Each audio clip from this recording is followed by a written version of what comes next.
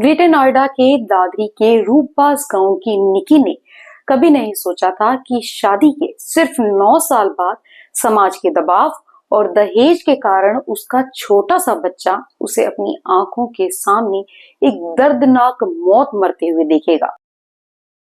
ऐसा नहीं था कि निकी को अपने ससुराल वालों से होने वाले खतरे का एहसास नहीं था, लेकिन वो कहते हैं ना, इंडिया जैसे देश में हमारे अपनों से ज्यादा हमारा समाज क्या कहेगा, इस बात को हम इम्पोर्टेंस देते हैं। बस इसी समाज ने निकी की जान ले ली और अब उसके 7 साल के बच्चे के पास अपनी माँ की यही याद बची है कि उसके पापा ने ही उसकी माँ की जान ले ली। मम्मा के ऊपर खुद डाला था, फिर उनको चाचा मारा था, फिर लाइटर से आग लगा दी गई। नमस्कार, मेरा नाम है जयश्री और आज की इस वीडियो में हम बात करेंगे उस प्रथा की जो हमारे आसपास होती तो है और हम जानते भी हैं कि वो गलत है, लेकिन कभी बेटी की खुशी के नाम पर तो कभी समाज में दिखावे के नाम पर हम इसे बढ़ावा दे रहे हैं। निकी की जब 2016 में ग्रेटर नोएडा के सिरसा गांव में रहने वाले विपिन भाटी से शादी हुई तो उसने कभी नहीं सोचा था कि सिर्फ कुछ ही महीनों में उसे दहेज के लिए प्रताड़ना सहना न सिर्फ जिंदगी का हिस्सा बनाना होगा, बल्कि कुछ सालों में इसी प्रथा को लेकर अपनी जान भी देनी होगी। निक्की और कंचन दोनों की शादी एक ही परिवार के 2 भाइयों रोहित और विपिन से 10 दिसंबर 2016 में नोटबंदी के समय पर हुई थी। हर पिता की तरह इन दोनों के पिता भिखारी सिंह का भी सपना था कि वो अपनी बेटियों की खुशी के लिए उन्हें सब कुछ दें। नोटबंदी के बावजूद भी उन्होंने अपनी बेटियों की शादी में स्कॉर्पियो कार, गोल्ड, सिल्वर, कपड़े और इसके साथ साथ जो भी वो दे सकते थे वो सब कुछ दिया। शादी के 6 महीनों तक तो सब कुछ ठीक ठाक चला, लेकिन उसके बाद निकी के ससुराल वालों का लालच आ गया और उन्होंने एक बुलेट की डिमांड करी, जिसे पिता ने पूरा भी किया। लेकिन ऐसा करने पर भी दोनों बहनों पर होने वाला अत्याचार कम नहीं हुआ। कंचन बताती है कि दोनों भाई बेरोजगार थे और ड्रिंक और लड़कीबाजी किया करते थे। इसी वजह से वो घर से कई कई दिन गायब रहते और जब इसके बारे में दोनों बहनों ने अपनी सास दया भाटी से बात की तो उन्होंने बहुओं को साफ कह दिया कि वो आदमी हैं, क्या वो जहां भी जाएंगे तुम्हें हर बार बताएंगे। कंचन बताती है कि वो दोनों बहनें उस घर में एक नौकर से ज्यादा हैसियत नहीं रखती थी। उनके साथ बहुत ही बुरा सलूक होता था और हर बात पर उन्हें बुरी से बुरी गाली दी जाती थी। दोनों बहनों ने इस बात की शिकायत जब अपने पिता से की तो उन्होंने उनकी मदद के लिए एक पार्लर भी खुलवा दिया। इस पार्लर पर दोनों बहनों ने खूब मेहनत की और जब पार्लर चल निकला तो निक्की इससे लगभग 1 लाख रुपए कमाने लगी। अब जब ससुराल वालों ने देखा कि निक्की तो अच्छी कमाई कर रही है तो उनकी नजर उस पैसे पर भी खराब हो गई और विपिन उस 1 लाख रुपए में से 50,000 रुपए की डिमांड करने लगा। पिता ने ये भी बताया कि विपिन और रोहित को उनकी माँ ही ये सब डिमांड करने के लिए उकसाया करती थी। उन्होंने कहा कि अगर उनकी माँ उन्हें समझाती तो शायद आज निक्की जिंदा होती।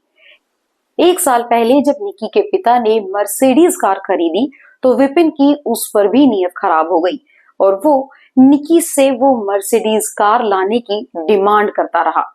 भिखारी सिंह जब इन सब से तंग आकर अपनी बेटियों को अपने घर ले आते थे तो विपिन और उसका परिवार समाज के लोगों को अपने साथ ले आते और आश्वासन देकर दोनों बहनों को अपने साथ भी ले जाते थे।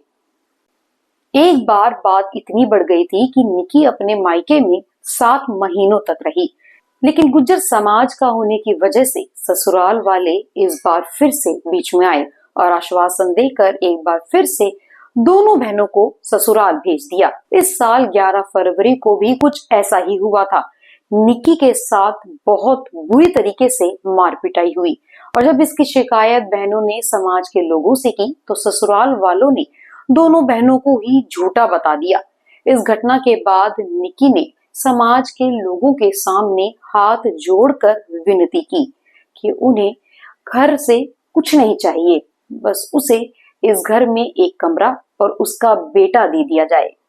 लेकिन उसे नहीं पता था कि जिस घर में एक कमरे की डिमांड वो कर रही है, उसी घर में 5 महीने बाद उसे जिंदा जला दिया जाएगा। विपिन निक्की से 36 लाख रुपए दहेज की डिमांड कर रहा था। 21 अगस्त को जब ये बात फिर से निकली तो निक्की को एहसास हो गया था कि आज शायद उसके ससुराल वालों का गुस्सा उसकी जान ही ले लेगा। उसने ये बात अपनी माँ को भी फोन करके बताई थी, लेकिन इससे पहले कि कुछ हो पाता, निक्की का डर सच्चाई में बदल गया और निक्की को उसी के पति और सास ने जिंदा जला दिया। निक्की की बहन कंचन ने बताया कि वो लोग 3 मंजिल के घर में रहते हैं। उनका कमरा 2nd फ्लोर पर था और निक्की का 3rd फ्लोर पर। निक्की उनके सामने ही 3rd फ्लोर पर गई और कुछ देर बाद वो सीढ़ियों से जलते हुए ही नीचे आती दिखाई दी। कंचन की कहानी भी कुछ अलग नहीं है। बस एक रात पहले ही उसके साथ भी कुछ ऐसा ही हुआ था, जिसकी वजह से वो पूरा दिन लो बीपी की वजह से उठने की हालत में भी नहीं थी। ऐसे में जब उन्होंने बहन की चीखें सुनी तो उन्होंने अपने फोन से तुरंत इसका वीडियो बना लिया। क्योंकि इनके ससुराल वाले इन दोनों पर जुल्म करने के बाद सबके सामने मुकर जाते थे, ऐसे में उन्हें एक सबूत चाहिए था ताकि वो इन्हें सजा दिला सके।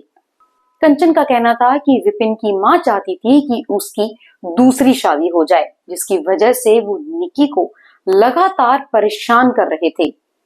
निक्की के साथ हुई दरिंदगी की गवाही उसका 7 साल का बेटा भी दे रहा है और वो बताता है कि पहले पापा ने मम्मी को चांटा मारा और फिर उनके ऊपर कुछ गिराकर उन्हें जला दिया। जरा सोचकर देखिए उस 7 साल के बच्चे पर इस घटना का क्या असर पड़ा होगा। इस घटना को बेटे और माँ ने मिलकर अंजाम दिया। जैसा कि आप वीडियो में देख सकते हैं, माँ ने निक्की के बाल पकड़े थे और बेटा उनके साथ लगातार हिंसा कर रहा था। जब माँ बेटे को समझ में आ गया कि उन्होंने क्या कर दिया है तो वो लोग वहां से भाग खड़े हुए। ये भी नहीं सोचा कि जिसके साथ उन्होंने ये सब किया है, जो उनके घर में बहुत विश्वास से आई थी, उस वक्त वो कितने दर्द में थी। उन्होंने उसे हॉस्पिटल ले जाने की भी कोशिश नहीं की। इन बेरहम लोगों ने निक्की को वहीं पर उसी हालत में तड़पता हुआ छोड़ दिया। उनके लिए सबसे जरूरी था अपना बचाव करना और इसीलिए वो वहां से भाग खड़े हुए। निक्की को वहीं पर कुछ पड़ोस में रह रहे लोगों ने हॉस्पिटल पहुंचाया। यहाँ पहुंचने के बाद निक्की की बुरी कंडीशन को देखते हुए उसे सफदरजंग हॉस्पिटल रेफर कर दिया गया। लेकिन निक्की की हालत इतनी खराब थी कि उसने बीच रास्ते में ही दम तोड़ दिया। विपिन और उसकी फैमिली पर FIR दर्ज कर ली गई है। विपिन को जब पुलिस अपने साथ में पकड़ कर ले जा रही थी तो उसने पुलिस को चकमा देकर भागने की कोशिश की। बदले में पुलिस ने भी उसका हाफ एनकाउंटर करते हुए उसके पैर पर गोली मारी। घायल होने की वजह से जब उसे हॉस्पिटल लाया गया और वहां जब उसे पूछा गया कि क्या उसे अपने किए पर कोई भी पछतावा है, तो उसने कुछ भी मानने से साफ इनकार कर दिया और बहुत ही कैजुअल वे में कहा कि हर पति पत्नी में कहा सुनी हुआ ही करती है।